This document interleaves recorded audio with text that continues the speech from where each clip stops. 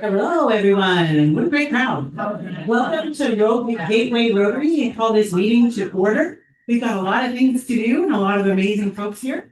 Very excited to welcome you all. I'd like to call Greg Millard up for the pledge and the four-way test. Join me. I pledge allegiance to the flag of the United States of America and to the republic for which it stands, one nation, under God, indivisible, with liberty and justice for all.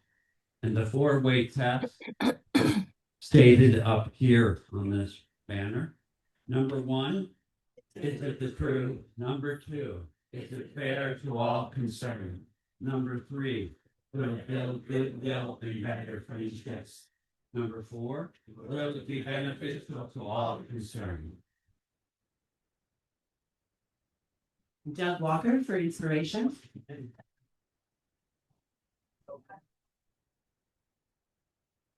So this inspiration kind of comes from Don Welch's husband, Steve. He said this one time, he said, all of you kind of remember back to a time when somebody did something either inspiring for you or uplifting or somehow made you feel better, whether it was when you were a kid by a school teacher or a friend, or maybe another adult when you were an adult, you needed help with something. And go out and be that inspiration to somebody else. Go be that person either to a kid or to a parent, with a young child or to a fellow worker or something like that. That's it.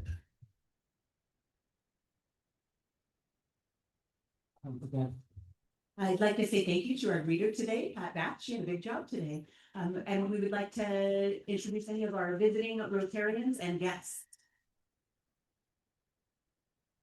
The card. Oh, cards. Oh, there's still cards for sale, or you need the cards? No, 5 cards left. At least the one for you. We're not gonna have the guests stand up and introduce themselves. That sounds great.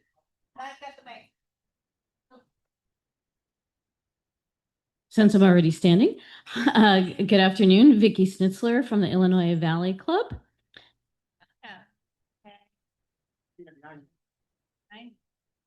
Yeah. I'm John Barnard. I'm from the Wednesday Club. I was here yesterday and had the same lunch. I'm James Ramirez from the Friday Club, the early team. Hello, everybody. Richard Bush from the Friday Club as well. Also, Brian Bozler from the Friday Club. Yeah. Hi, I'm Laura Smithwick. I'm also from a Friday Club. It's nice to be here with you today. Peter Eggstad from Wednesday Club. Did you catch everyone? Now we have guests. I brought Alea Metwally, and she is our new resource development specialist for Jackson County. So she'll be my counterpart with Boys and Girls Club down in Jackson County. And she's interested in Rotary, joining a club probably in Jackson County, but she's here to come check it out.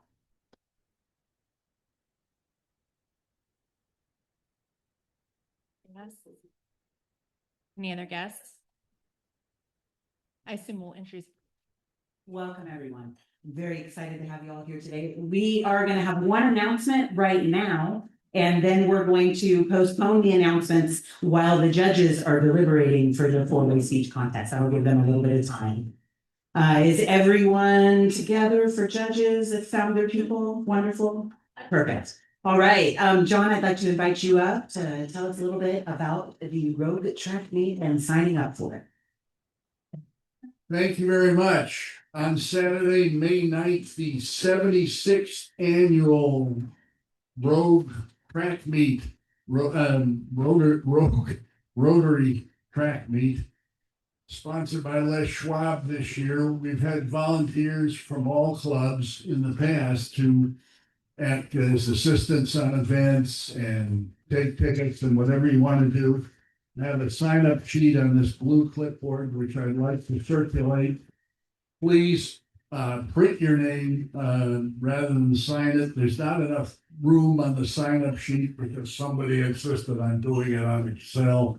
but I have multiple sign-up sheets, so if there's not room there, an event you want to do, flip the next one over and find the next one. Finally, if you have volunteered before and have one of the polo shirts with the Rotary logo on it, please recycle that one. If you want to volunteer this time and you don't have a shirt, please indicate that you need a shirt and what your size is, understanding that they run a little small. So I'd like to circulate it here.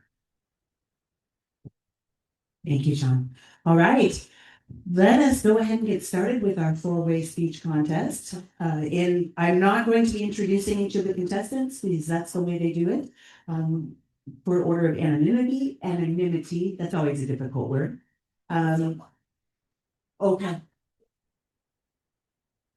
Okay. Well, we can go ahead and get started, and I imagine they'll probably get the last number drawn. If they do arrive, hopefully they'll be here. I'd like to extend a thank you to all of our visiting Rotarians and our judges, and they've all introduced themselves already. So are we ready to go? Ready to speak. Wonderful. I'd like to call up speaker number 1.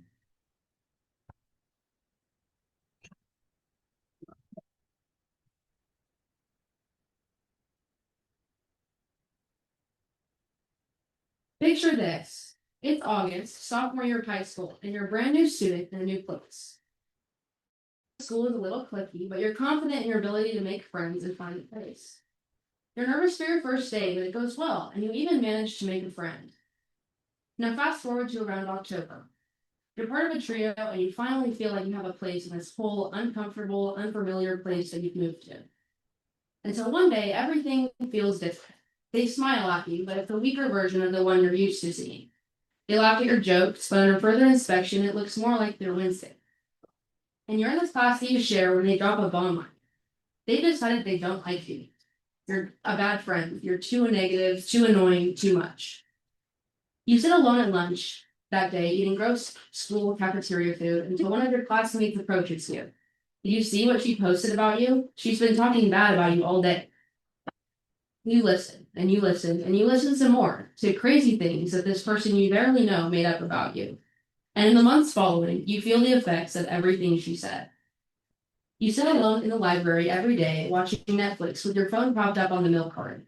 You examine every single possible thing that the person could have even fathomed about you. And you feel hurt and angry and judged unfairly. You barely got the chance to make an impression, to make friends amongst people who have known each other since kindergarten, and to be yourself.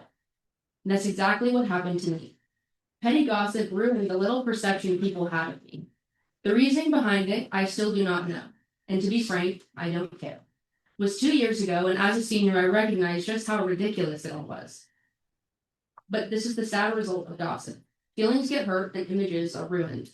Today, I'll be discussing the perils of gossip and how they apply with the four-way test. Is it the truth? Gossip is based on unverified information, not facts. The premise of the four-way test asks individuals to consider if what they're saying is accurate and reliable. However, gossip often spreads without evidence and changes as it's passed from person to person. So even if a piece of gossip sounds true, it cannot be trusted. It fails this standard of the four-way test and should not be shared. False and incomplete information damages reputations, relationships, and especially emotional well-being. People have no chance to correct themselves or the story, leading for many to judge them for the incomplete truth. This often leads to a spiral effect, anxiety, bullying, and also mistrust and conflict, and especially damage opportunities for open, honest communication. Gossip causes real emotional harm, even when that's not the intention or the speaker thinks it's just talk. Is it fair to all concerned? Gossip places people at an unfair disadvantage because it spreads information about them without their knowledge, consent, or an opportunity to respond. When people gossip, they share one side of the story or exaggerate details, leading to bias and inaccurate judgment. This lack of fairness causes harm by damaging reputations, straining friendships, and encouraging different treatment from others based on rumors rather than facts. Gossip also isolates people socially, creating embarrassment and mistrust even when they've done nothing wrong. It prioritizes entertainment and curiosity over respect and equity. Gossip fails to treat everyone involved with fairness and dignity, directly violating the principle of being fair to all concerned. Will it build goodwill and better friendships? Gossip undermines trust and damages relationships rather than strengthening them. Instead of bringing people together, gossip creates division by encouraging judgment, suspicion, and negativity. When people learn that others are talking behind their backs, it leads to feelings of betrayal, embarrassment, and especially insecurity, making it difficult to maintain healthy friendships. And gossip especially harms the people that participate in it because nobody feels safe from being talked about next. And not only that, but the person that spreads rumors loses credibility and people think less of them because of what comes out of their mouths. Over time, this behavior weakens goodwill within a group and replaces respect and understanding with mistrust and conflict, and this prevents genuine supportive friendships from developing. Lastly, is it beneficial to all concerned? Gossip rarely provides positive outcomes and often causes unnecessary harm. Gossip doesn't inhibit personal growth, and it doesn't resolve problems. It damages reputations and emotional well-being. Subjects of gossip often experience stress, anxiety, and embarrassment, and those who hear it may develop unfair opinions based on rumors. Gossip also disrupts group harmony by creating tension, misunderstanding, and overall conflict. It offers no real solution. It fails to benefit those involved and instead creates lasting social harm. As someone who has borne the weight of gossip and all of its infamy, there's not a singular aspect of it that makes it valuable to participate in. If I create a rumor, it makes me look bad. But if I'm the subject of a rumor, it makes me look bad. And so today, I would like you to consider how avoiding gossip might change things. I know every single person in this room has said something negative about another person in their lifetime, and myself included. The truth of the matter is that it can be so hard not to participate in gossip, especially when it's about someone you don't like. But what might the world be like if we applied the concepts of the four-way test to what comes out of our mouths? The world would definitely be a better place. It would encourage mindful and respectful communication. And when people pause to ask whether what they're about to say is truthful, fair, or beneficial, they're less likely to spread rumors or insults or harmful misinformation. And not only that, but asking about the four-way test would promote empathy by requiring individuals to consider how their words might affect someone else's feelings or reputation. The four-way test creates understanding instead of division, and the four-way test helps foster kindness, trust, and cooperation, and makes everyday interactions more positive and the world a more compassionate place. It's as Maya Angelou once said, people will forget what you said, people will forget what you did, but people will never forget how you make them feel. Thank you.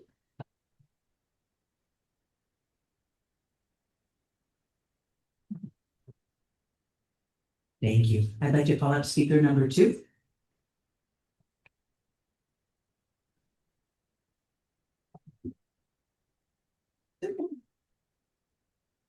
Good afternoon, everyone. My name is Melody Collins, and today I'd like to bring to your attention something that you, or maybe somebody you know, has most likely been through, a negative healthcare experience. Now, there is so much to talk about, but for now, we'll be specifically focusing on women's healthcare. Now, historically, women's problems, especially of medical variety, have been ignored, pushed aside, or treated with great animosity. From girls being thrown into mental institutions up until the 1980s for showing symptoms of hysteria, to procedures like the lobotomy in the 50s. We clearly don't have the greatest track record.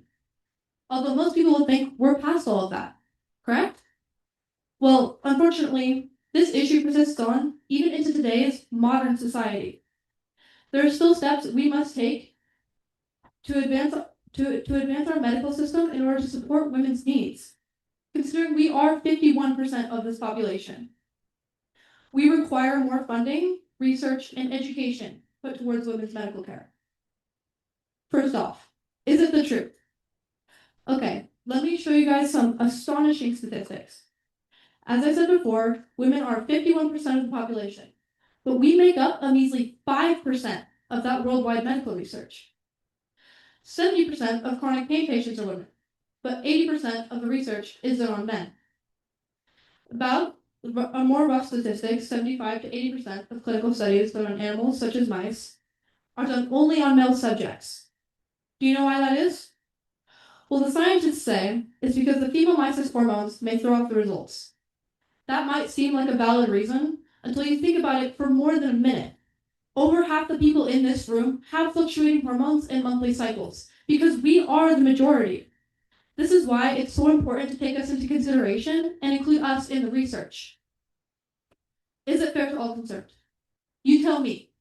Is it fair that I am 30% more likely to be misdiagnosed than a man solely because of the lack of effort within our healthcare system?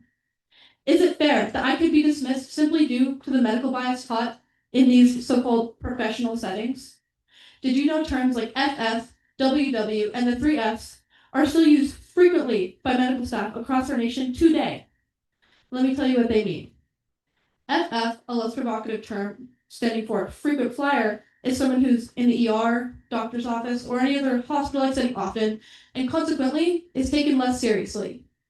WW, which is one of the more popular, describes a woman that goes to the doctor with a handful of problems and is dismissed simply due to the medical staff's lack of ability to diagnose her. Now, a much more derogatory term, the 3Fs, stands for fat, fertile female, used not only as an insult, but to once again dismiss a woman's issues. Now, will fixing these problems and improvements to women's healthcare build goodwill and better friendships? Well, the answer to that is of course. How much more comfortable would the women in this room feel if when they go to the doctor, their voice be heard, their thoughts be validated, and their issues be taken seriously? And would their patients' trust not subsequently make the doctor's job so much easier? There would be less built-up resentment between doctors, nurses, and their patients. With more education, especially on the harms of medical bias, we could prevent using harmful language and stereotypes. With more research, women would have more solutions to their problems, and doctors would have more of a means to give those solutions. In all, this increased focus on women's healthcare would build goodwill and trust between the public and our health institutions. Now, is it beneficial to all concerned? Now, obviously, women stand to gain a great deal from their medical needs being met. But while women are certainly most important in this discussion, we are not the only ones to benefit. Men could also seek to gain from new research, possibly discovering things in gender-neutral studies that had not been seen before. Additionally, I'm sure that every single person in this room has a woman they care for, whether that's a mom, a sister, a significant other, or even just a friend. Their life expectancy would quite literally increase.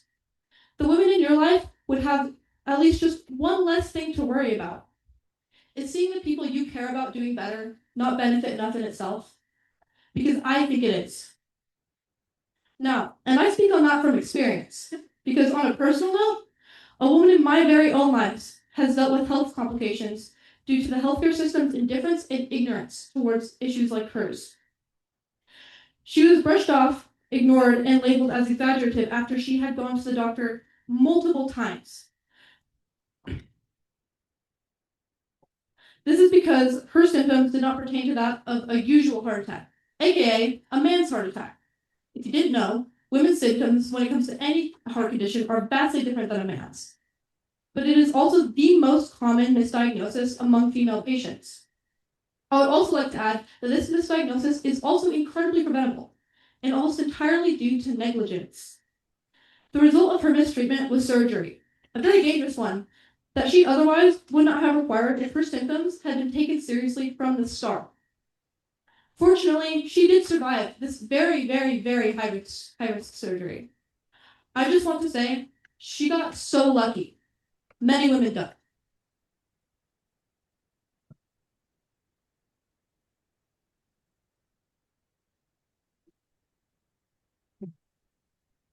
Thank you. I'd like to call up speaker number 3.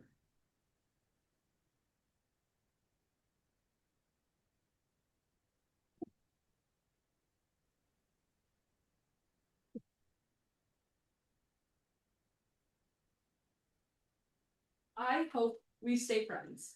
I hope they'll invite me. I hope I get an A on that chemistry test. Oh, and I hope that that cute boy in my English class will come talk to me. I mean, hope is all you need, right? When you're down, stressed out, scared, even nervous, hope and everything will be all right. At least that's what we've been taught. That if we can't do anything else, we can hope. and that alone will lead to our success. But I'm here today to challenge that idea, because when we simply rely on hope, that we find that we didn't stay friends. They didn't end up inviting me. I didn't get an A on that chemistry test, and that cute boy has yet to speak to me. All because society today has become so reliant on hope that we fail to act. So today, we're going to examine the effects that hope is having on our individual and societal successes. To do this, I would like to apply the fourth-way Rotary test. The first question I would like to address today is it the truth? Does hope in and of itself create success? And the honest, hard answer to this question is no. It does not, in and by itself, create success. When we rely on hope to create success, we actually tend to prevent it. I have this friend. We've been best friends since we were little, and a year ago, I would have told you nothing would ever change that. But this year, something happened, and we started falling and drifting apart. We went from best friends to mere acquaintances. And this could just be a simple case of two friends drifting apart, or maybe it was a fight we had. I couldn't tell you because I don't know myself. Instead of taking action to see if there was anything I could do to save this important relationship, I relied on hope. I went through my days hopeful that it would just be fixed because I didn't want to take the time out of my busy schedule to have that hard conversation. And my lack of action turned my hope into a shield, protecting me and stopping me from doing the hard and scary thing that was necessary. And while this may just be silly high school drama, this can be applied to almost everything in life, such as that chemistry test. Now, we can hope all that we want that we're going to get an A, but if you don't act on that and study, you're never going to get anything more than a B. This applies to that promotion, that raise, that grade you want, or the person you want to be friends. Relying on hope itself stunts our successes before they even have a chance to occur. Now, our second question, is it fair to all concerned? No, it's not. Passive hope in and of itself is actually a danger to ourselves and our society. When we sit back and hope things improve by themselves, we create a danger by contributing to nothing. There's a real-world example of this. The Grenfell Tower in London was built with shortcuts such as cheap materials, poor safety, and poor planning. Everyone involved let these failed regulations and dangerous shortcuts occur because they had hope that nothing bad would happen. And it was fine for a little while, until in 2017 a fire ripped through this building, stealing the lives of 72 people. This wasn't a failure of regulations. This was a failure to act. Now, this is a big example, but it applies to life in many, many ways. By doing nothing to stop an unfair situation from existing because we believe hope is enough to stop it, we are being unfair. If we want to be fair, we have to take responsibility and act, trying to change the world rather than hope it changes itself. And the third question today is, will it build goodwill and better friendships? And I think this is where the difference between hope and action becomes the most personal. Because relationships don't grow from hope alone. They grow through effort. We've all had chances to create or restore friendships, and in those moments, it's easy to sit back and hope these things happen themselves. Like with my friends, or that boy in my English class. Even those people I hoped would invite me. Because when we're in these scenarios, we tell ourselves, it's probably nothing, or he'll talk to me first. Or even, they'll come sit by me if they want to. But most of the times, these things don't happen because they're thinking the exact same thing. Hope doesn't build relationships. Actions do.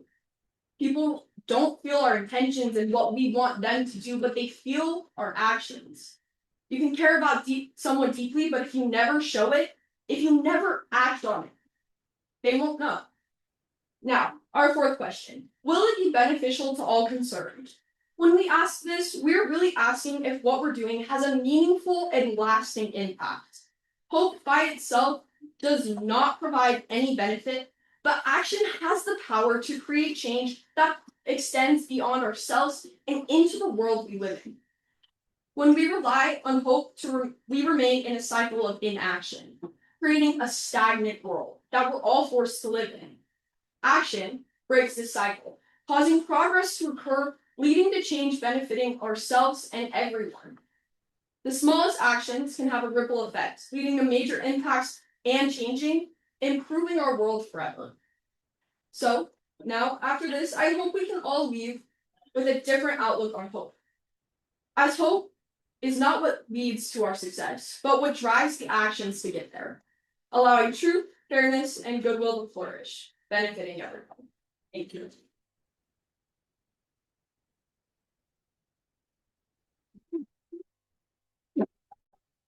Thank you. Speaker number 4.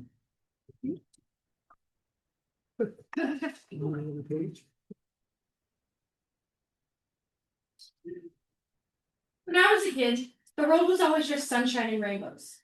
I never thought about what I did or where I would run off to next. And one thing you have to know, I loved going to Walmart with my mom. But there was one time it was completely different. I went to go run off, look at books and toys, just as I did every other time. When suddenly my mom picked me up and put me in the car. I was annoyed, as any 5-year-old would be, and I just assumed she was in a mood. I didn't stress it too much, and then when we finally checked out, I was excited. I get to go home, I get to get food. Best day of my life. But next thing I know, I'm in the family restroom. I didn't understand why we were there, and I was just getting annoyed. After what felt like forever, an employee finally came and got us and escorted us to our car. I never thought about what actually happened that day until my mom told me the true story. A year ago, my mom told me that while we were in Walmart, there was a man following us. For 20 minutes, watching every single move I made. Always 10 feet behind us, never closer, never farther. My mom, scared and panicked, got an employee. They hid us in the bathroom and then they came and got us. When they escorted us to the car, they had finally found a tracker hidden right under the front bumper. I truly don't know what would have happened that day if my mom didn't take action. But I'm lucky to be standing here today. Oregon has a high rate of missing persons cases, ranking 3rd on a national level. In 2018, 95.3% of identified criminal human trafficking cases were for sexual extortion over labor. Sex trafficking is not to be taken lightly and is a subject without enough awareness, without a voice. Today, I'll provide you with a 4-way test to open the eyes of society to the reality of the sex trafficking industry. 1. Is it the truth? Yes, it is a sad and harsh reality. Sexual exploitation happens more than anyone realizes. The sex trafficking industry is ruining lives, not only lives of the victim, but the lives surrounding it, communities, families, and friends. Society continues to remain blind from the truth, to turn astray from this atrocity. According to the Crime Prevention and Safety Center, roughly every 40 seconds, a child goes missing or is abducted in the United States. 2. Is it fair to all concerned? Yes. The industry hasn't just affected a few, but millions. When we bring awareness to everyone, it opens society's eyes to the true horrors of sexual exploitation. Together, when we bring awareness, it will make it harder for operations to go unnoticed. Not only will awareness bring reduced exploitation, but promote accountability for those causing harm. 3. Will it build goodwill and better friendships? Yes. When we promote awareness, kids will get to enjoy being kids again, just as how I did when I would run and go look at toys. It will build empathy for those suffering in silence. Overall, a shared goal will be built to protect our communities, our families, and even our friends. It'll create open and honest communication, strengthening relationships over time, as well as building a society we're proud to look at, not walk blind in. 4. Is it beneficial to all concerned? Yes. It teaches everyone to recognize warning signs and how you should be aware of your surroundings. If my mom didn't notice that man, who knows where I would be today. It helps us protect our vulnerable individuals, and as well as promoting shared values, society can reduce the stigma that sitting in silence is okay. creating a safer and higher compassionate world that benefits everyone. The realities of sex trafficking can no longer be ignored. When we bring awareness to the industry, it turns silence into action. Ignoring signs and efforts to change will allow sexual exploitation to continue. Today, the four-way test proves that as a society, we need to meaningfully and passionately bring awareness. When we put empathy into sharing the issue at hand, the growth of respect and realization to the horror of exploitation will be noticed. When we choose to educate ourselves, we pursue a better life for generations to come. The world will become safer and more compassionate. We will build a better society that we are proud to look at, not one we continue to ignore. The sex trafficking industry is not just a state issue, but a problem nationally. The world needs everyone to bring awareness to the sex trafficking industry. Thank you.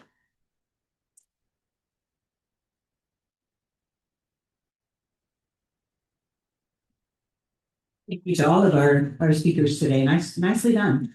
All right, judges, now's your time to get together and make your decisions, have some discussion.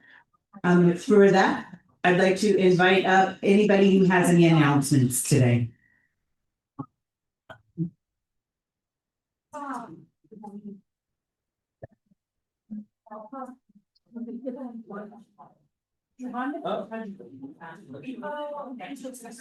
First. Hi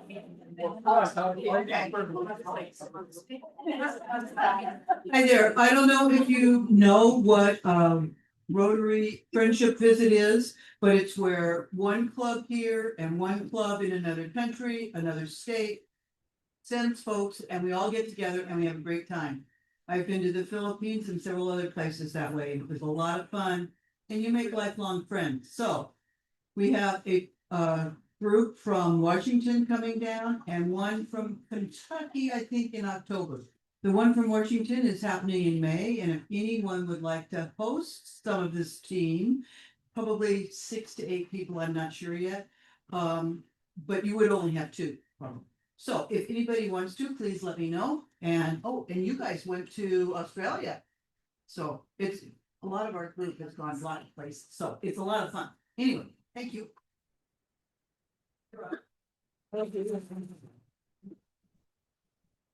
So I want to thank Halen, Abby, Melody, and Haley especially today. Takes a lot to get up in front of a bunch of people, and you see this is the shirt. It's our Porch Fest shirt. I would like to invite each of you, please go and choose a shirt for yourself in that, okay? The speakers, Jim, say that The speakers. Yeah, the speakers, not everything. Okay, and I think I saw Deb Amin sneak in here. Oh, is she up there? Ah, can you come up, please? you did that. Uh-oh, uh-oh. It's everything good.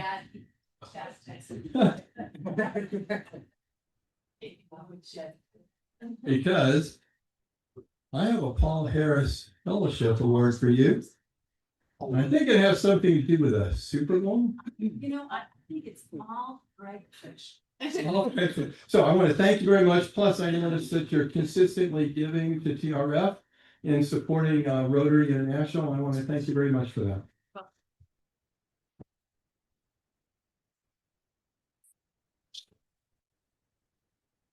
So a couple announcements with Porch Fest. It is moving along pretty well. It looks like we've gotten enough signatures to close the street stands. That's our step number 1. It appears we've got enough of those. Golf carts. The person who had the golf cart business in town has gone out to be passed away, so the business no longer exists. So we might be in crunch mode to get golf carts for the event. So if any of you know people that have golf carts or maybe have a connection to golf carts, we need to scrounge up 3 golf carts.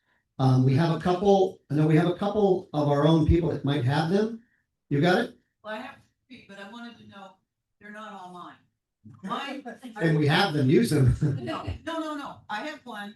I have 2 neighbors with ones. Okay. And so they need rides to town on the back of, those kind of things. Okay, so we can maybe talk and get this done? Okay, so, but if any of you know people with golf carts or have that connections, let me know. We need to get golf carts delivered to the site for us. And that's about it for Porch Fest.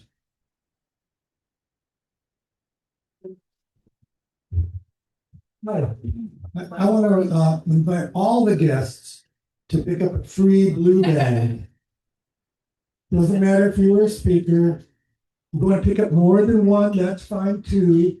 Beginning April 15th, the Oregon Bottle Drop Program will match all of the cans and bottles that we return in these blue bags by 20%. So save them up, fill them up, and bring them in starting April 15, going to the 26th.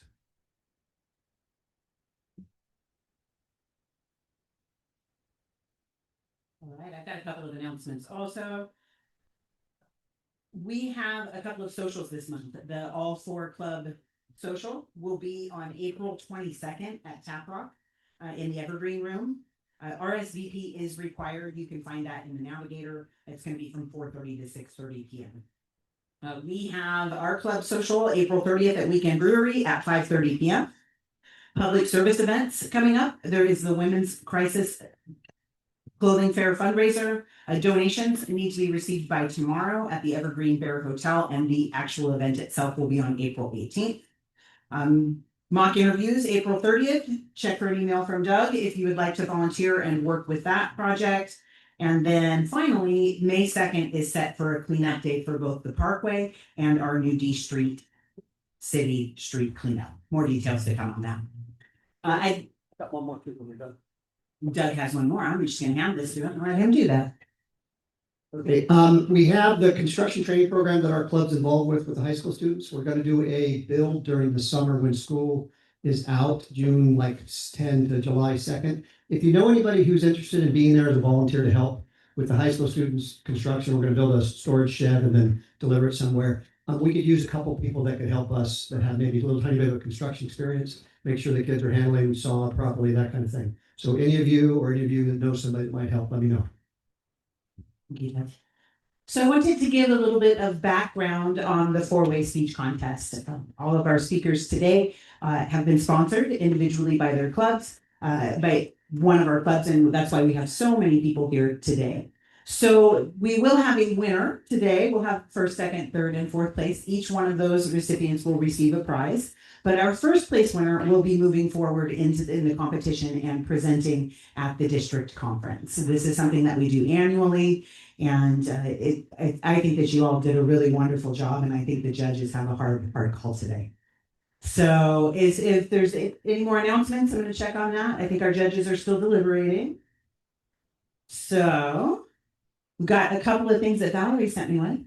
Oh, do we still have cards for sale? Yes, I have. Oh, well, I usually let the sergeant at arms do that. Allison, I know you're a sergeant at arms today. Would you like to come up and get started a little bit early, and then we can kind of pause and move into talking about our speech once our judges return. It is really wonderful to see all of these new faces and folks from different clubs. Thanks for being here today. Hi, everybody. What an exciting day to be Sergeant at Arms, because there's a ton of people here. I'm not used to that. But this morning I woke up and I was like, oh gosh, what am I going to talk about? And so I jumped on Steve's amazing navigator, and I scrolled through and noticed that this month is Maternal and Child Health Month through Rotary International. And that really struck home for me. Almost 7 years ago, it's maybe a couple weeks until it'll be 7 years, I was diagnosed while pregnant with a pretty intense disease that really impacted the remainder of my pregnancy. It really impacted my son's care. I ended up having to be induced early. It was a whole process, but I had amazing medical professionals.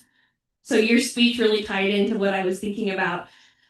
With the quality of care that I received while going through that process here in Southern Oregon was just incredible.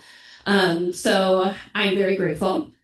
But not everybody has the same level of care. And so I did a little research into Rotary International, and they had some statistics. They really work with those third world countries And they shared that in 2020, an estimated 5 million children under 5 died from preventable causes, and about half of those were newborns. So access to affordable interventions, health and sanitation could really prevent most of those deaths, as well as getting the quality of care that they need for medical professionals. So really, I was keeping it short because I know we had a busy presentation today. But my happy bucks are really for the medical professionals and those who are doing this work. Because if I didn't have that same level of care, there's a good chance that my child wouldn't be here today. So really impactful. So that's my happy bucks. I guess we can kind of jump in, right? We good for happy bucks? Okay. Yeah.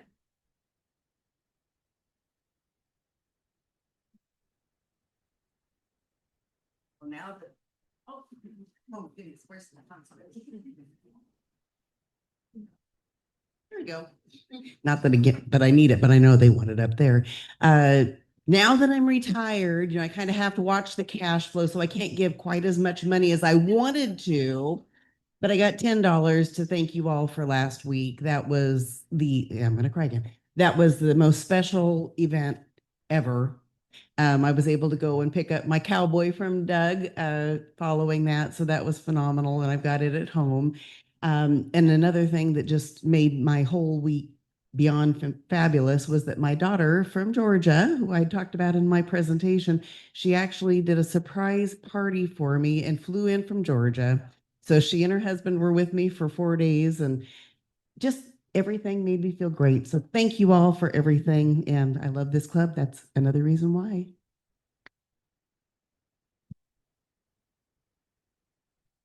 So I have happy bucks related to your health care. I think there are places, if you have the options, that you can get excellent health care. I have a new heart valve as a result of a TAVR because I refused to have them break my heart open. And it all went well. I went in the hospital at 8 in the morning and I was out at 10 the next day with a new heart. But you are absolutely right. We all need the options to do that, which I had because I had worked for 100 years at the college and had good health care.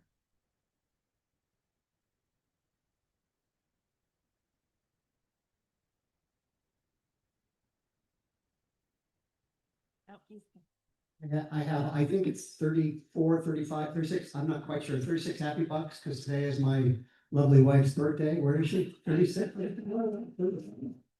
Happy birthday, babe. You got a list of a shopping list on where is it at? Is it on YouTube or no? It's on Facebook. So if you want to buy it, so there's a shopping list for present.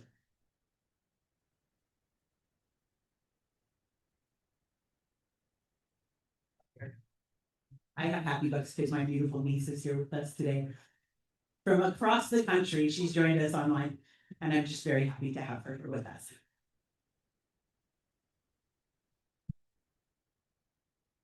I have happy bucks because about a year ago, I had solar installed in my house and I've made it all the way through back to the sunny part of the year.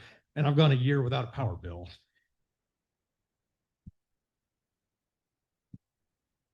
I have happy bucks because I never remember in high school being so wonderful as these girls were today. My goodness, they're so smart and eloquent, and I just really take my hat off to you girls. You're women, young women who are wonderful, and you'll be our future.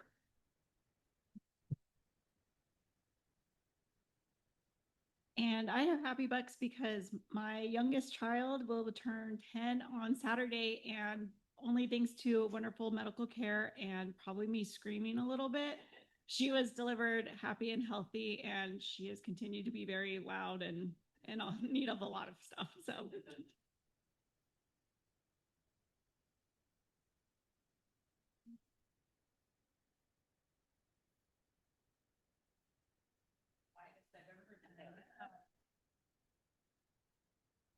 Do we want to do a card draw? Should we wait? Really quiet. yes.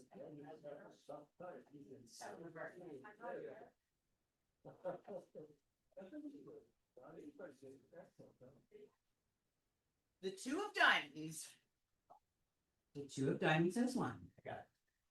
That's got it. Yeah. Stacking the deck. Finally got good at it. All right, so I understand why our judges are having a hard time, or they haven't come back yet. They're Lisa, oh, perfect. So since I get to stay up here, nobody's staying on Happy Bucks. I have another Ashley moment, not with my niece, but my goddaughter her birthday is today. And she's turned 35. And I do not understand how this has happened. It goes very quickly. And I just love celebrating all of my Ashleys. I have 3 Ashleys in my life that are within like the same group, and they're all named Ashley. Popular name. And Jody, you are well deserved to be so very celebrated. So thank you for sharing your joy with us and allowing us to be part of that celebration. Welcome back, Jim.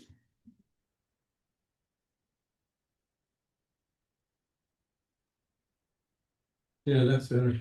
So I figure since we have a little time, I would like to talk about Cozumel, Mexico a little bit. That's where we have a international grant through the Rotary Foundation in the amount of about $60,000. And it's coming to a fruition. However, this is a rainwater collection.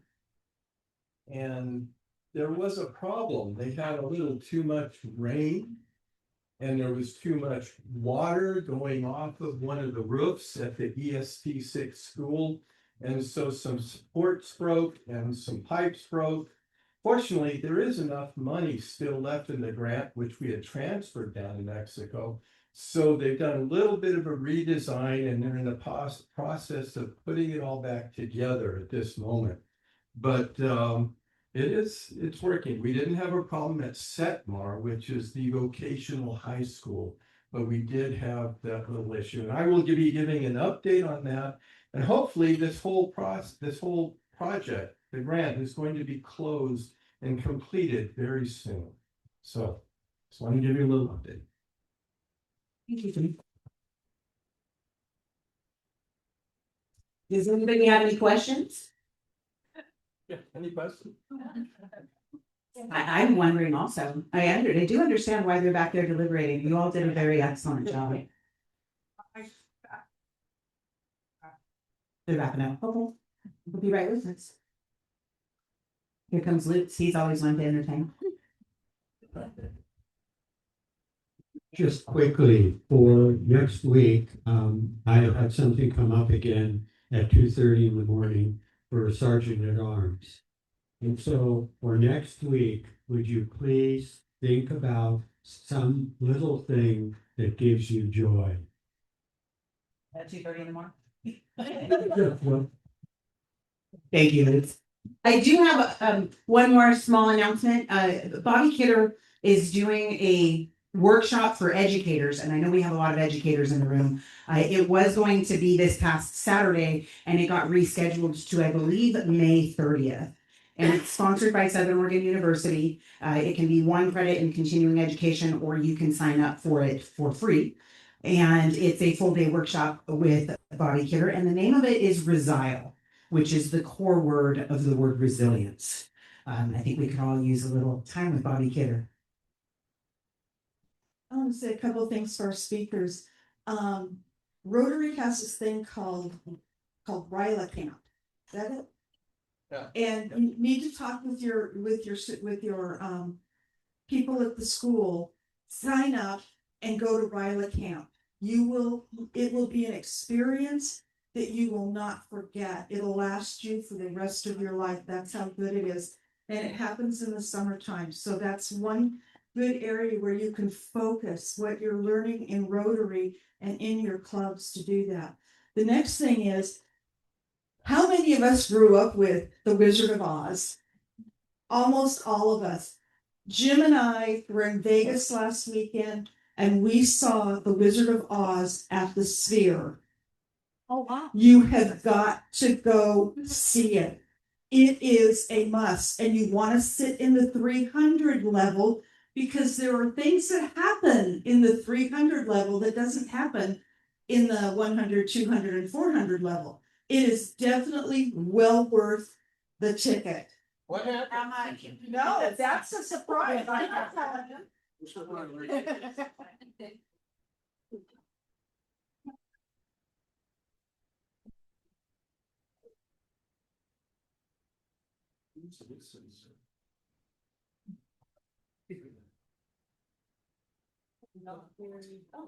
Green light seems to go. Perfect.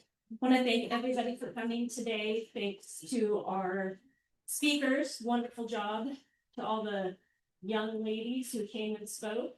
And your topics are amazing. We appreciate it. And I know a lot of us are super hopeful for your future in speaking and continuing on in your education. I want to thank all of our judges and our time. So after much deliberation, the number one winner will be Abby Southwick. She will be competing at the next level, which will be at the district. Number two is Caitlin.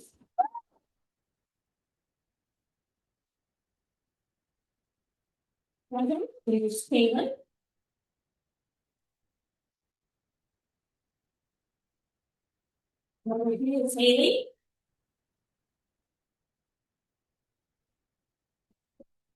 And number four is Melody.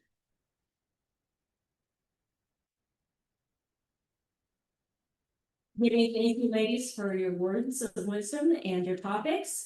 We'd like to get a picture of you guys before you leave. It'll be on our district website, our page and everything. And everybody, we appreciate it, and we look forward to hearing you guys next time.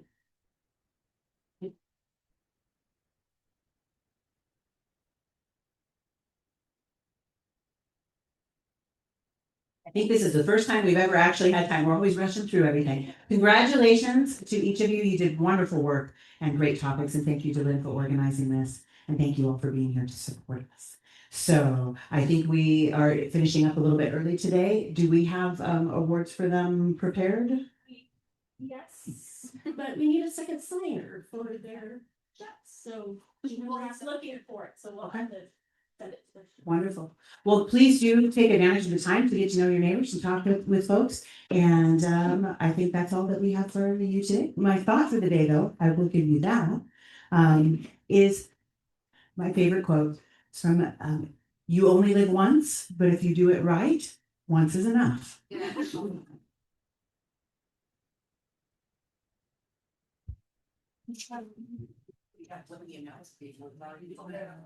The award of prize winners, the amounts, I have them written down.